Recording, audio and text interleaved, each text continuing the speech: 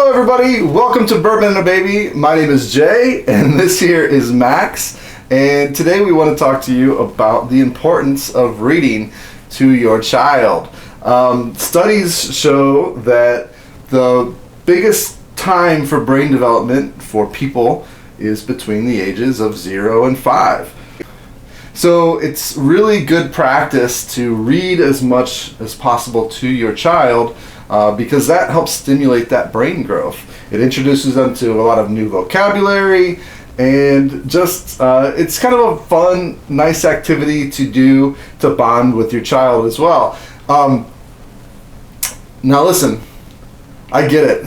I'm a new dad, I'm a new old dad, so I know sometimes it's super easy to just kind of sit back, get your baby to relax, watch some TV, and everybody's just relaxing. But it's also really important to, like I said, spend that bonding time reading to your child, because it really does help stimulate that brain growth. We gotta grow that brain, buddy. Gotta make that thing grow. Your head's big enough. Now we just got to have your brain fill it out. What do you think? So some of the reasons that it's so important to read to your child is that reading helps develop listening skills. Like, look at Max right now; he's listening so well to his dad talk. So you develop those listening skills. You can stimulate their imagination and also help to improve their vocabulary. Obviously, Max isn't at the point where he's talking yet, but the more and more he hears words, he is introduced to words, he can start to kind of put those things together. And again, it just really helps it just really helps stimulate their understanding of the world. And by introducing them to new things and new words and new ideas, it really helps that brain grow. It's just so important to do. Max is in a bit of a mood today, so I'm going to show you some video of me and Max reading together. So check it out.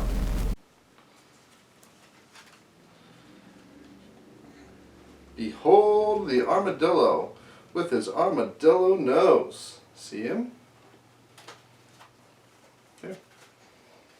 That nose can take him anywhere. He follows where it goes. It leads him to some cranberries. It leads him to some flowers. See the flowers? See the flowers, buddy?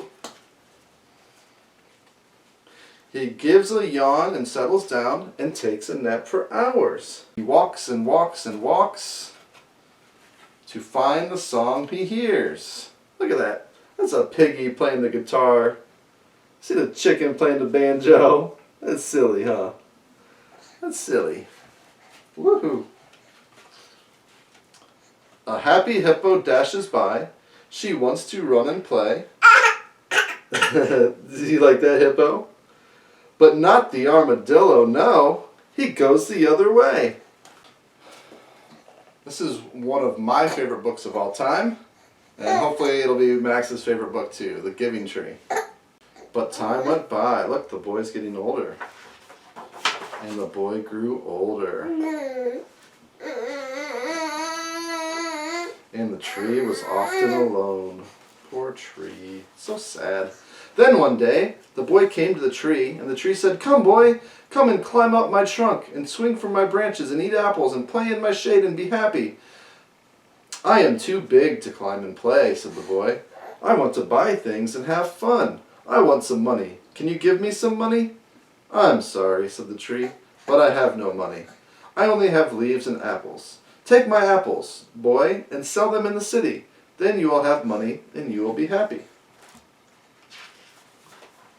And so the boy climbed up the tree and gathered her apples and carried them away. And the tree was happy. And after a long time the boy came back again. "I am sorry, boy," said the tree, "but I have nothing left to give you. My apples are gone." "My teeth are too weak for apples," said the boy.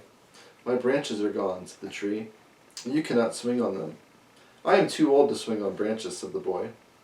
"My trunk is gone," said the tree. "You cannot climb." "I am too tired to climb," said the boy.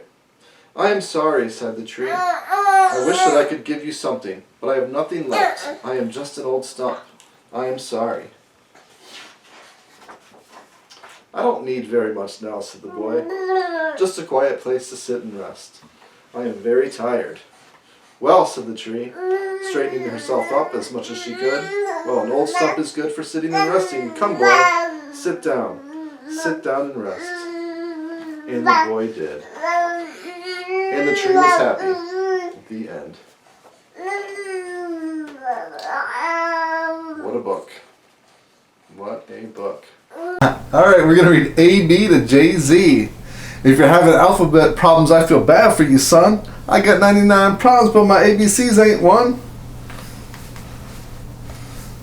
Alright, this book belongs to Max. A is for Akon, and you already know he wants to love you. B is for Biggie Smalls, and he loves it when you call him Big Papa. N is for Nas, and he rules the world. He does.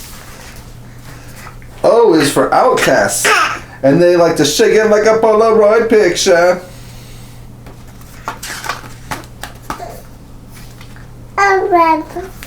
Did you just say Outcast? I think I heard you say Outcast. P is for Pharrell, and he's clapping along because he's happy.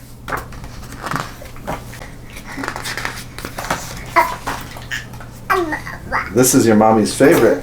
T is for Tupac, and he won't deny it. He's a straight rider. Tupac. V is for Vanilla Ice, and he wants you to stop, collaborate, and listen.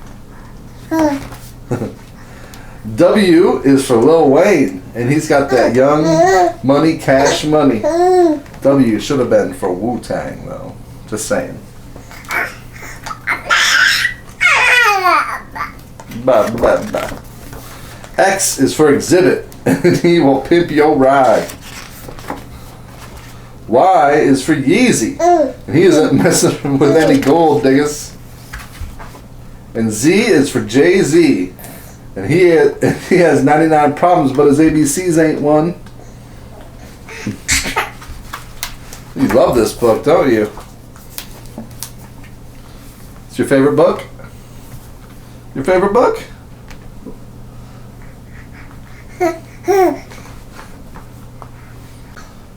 This Little President, a presidential primer. Ready? That's George Washington, and that's Abe Lincoln. Yeah. Leading our country, helping you and me, keeping all 50 states safe, happy, and free. Little presidents have a great big job. This little president flew flags red, white, and blue. He was our first leader when this nation was new. George Washington was the first president of the United States of America. This little president led with wisdom and care. When the White House was built, he was the first to live there. John Adams was also the first vice president. This little president was super duper smart. He liked buildings, inventions, books, fossils, and art. Thomas Jefferson wrote the Declaration of Independence. This little president was honest as can be. He kept our states united and set people free. Abraham Lincoln was the tallest president and the first one to wear a beard. Now, it can be difficult, especially if you're on a budget, to obtain a lot of books in order to read to your child, because let's be honest, a lot of children's books are pretty boring and kind of not as fun to read, especially when you're reading them multiple times over and over again. So here's a couple of great ideas for ways that you can expand your own children's book library without much cost to you. First and foremost, go to your local library. Your local library, you can rent books, you can check out books, you can read them a couple of times, go take them back, and get even more. And check to see if your local library has any type of reading program. Most of them do have some type of a reading program for children. In fact, my local library has a program called 1,000 Books Before Kindergarten. So the goal of this program is for you to read your child 1,000 books before the time they hit kindergarten. So it's really cool. They give you a sheet to fill out per 100 books.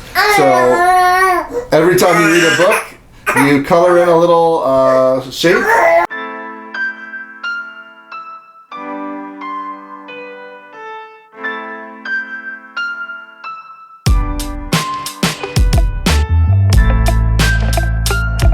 So yeah, and at the library itself, they have a big wall with, it looks like a road or a track on it, and every person that enrolls, every kid, gets a little car with their name on it.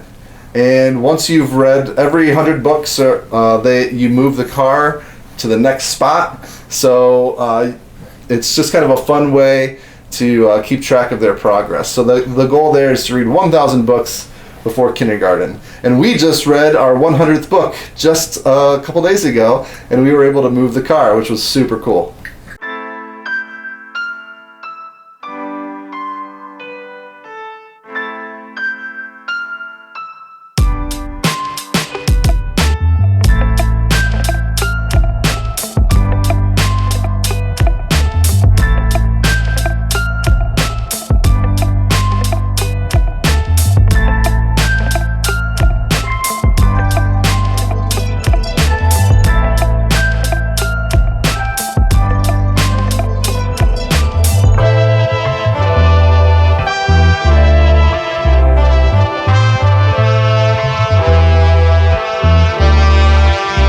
Another great reading program that's actually nationwide, depending on where you live. Unfortunately, not every single county or city is included, but a lot of them are, so I encourage you to look it up. It's called the Imagination Library. That's Dolly Parton's Imagination Library, and what they do is when you sign up, if you live in a participating area, if you sign your son or daughter up for that program, they will get a book sent to them in the mail, 1 book per month, until they are 5 years old, which is such a great thing for parents of all income levels.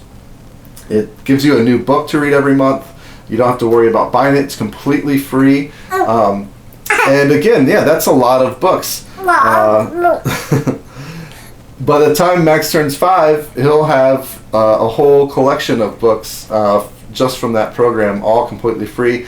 Like I said, they come in the mail. They have his name on it, which is just kind of neat to see him get mail with his name on it. That's not a doctor or hospital bill, because those do come in as well. This program is just, I can't say enough nice things about it. They've given away countless amounts of free books since its existence. And like I said, all you have to do is sign your child up and live in a participating area.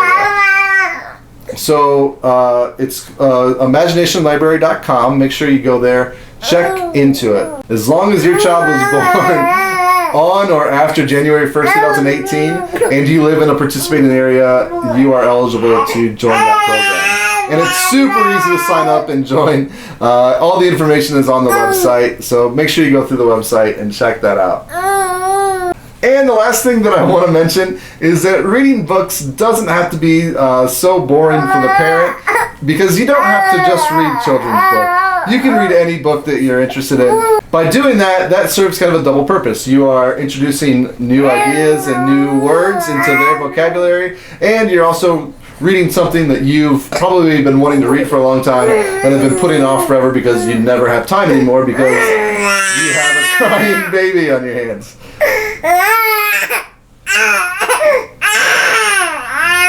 Here, you take him. Catelyn crawled toward it. Her limbs were leaden, and the taste of blood was in her mouth. I will kill Walter Frey, she told herself. Jingle Bell was closer to the knife, hiding under a table, but he only cringed away as she snatched up the blade. I will kill the old man. I can do that much at least. Then, the tabletop that the small John had flung over Rob shifted, and her son struggled to his knees. He had an arrow in his side, and a second in his leg, a third through his chest.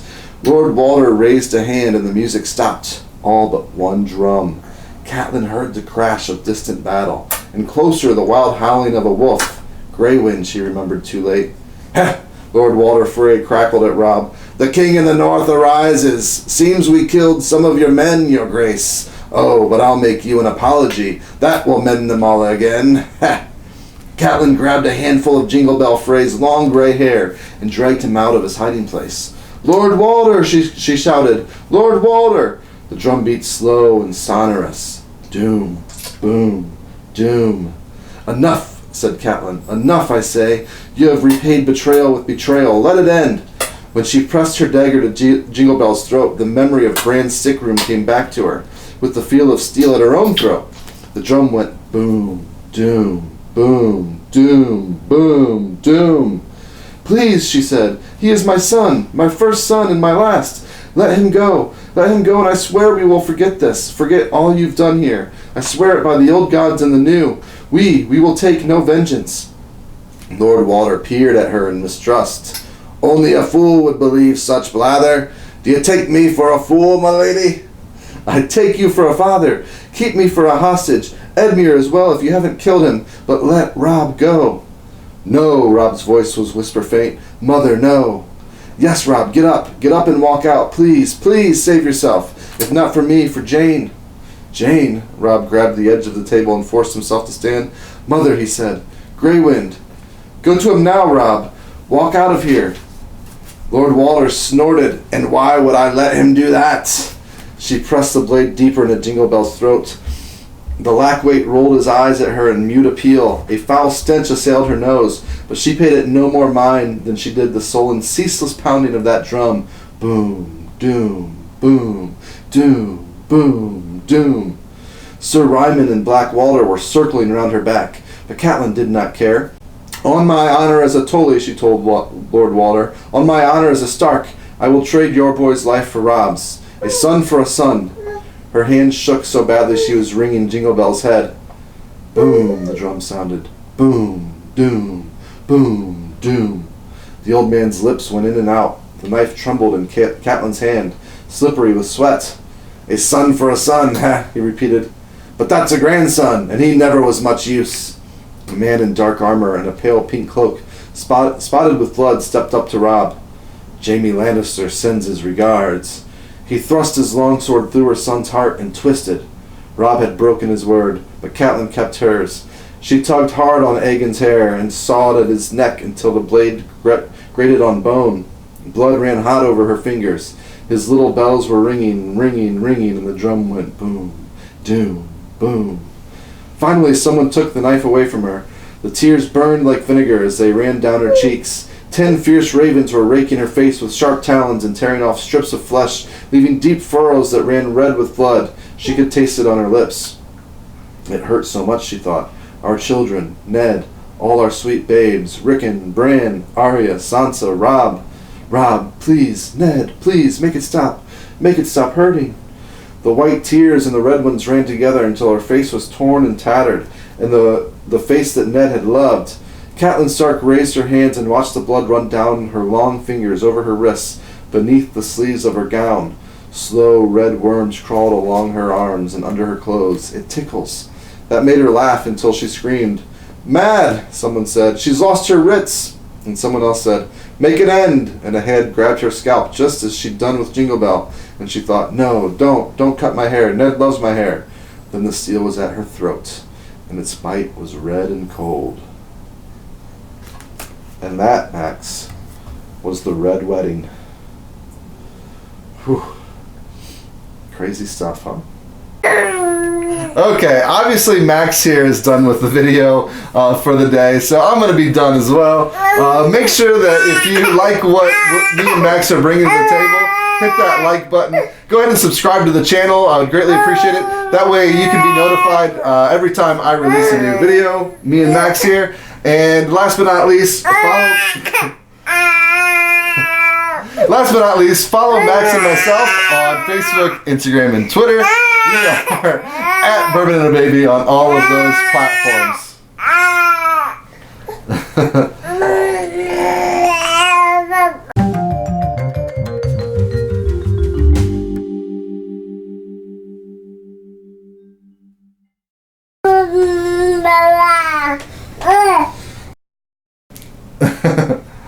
Ready? 1, 2, 3. 1, 2, 3.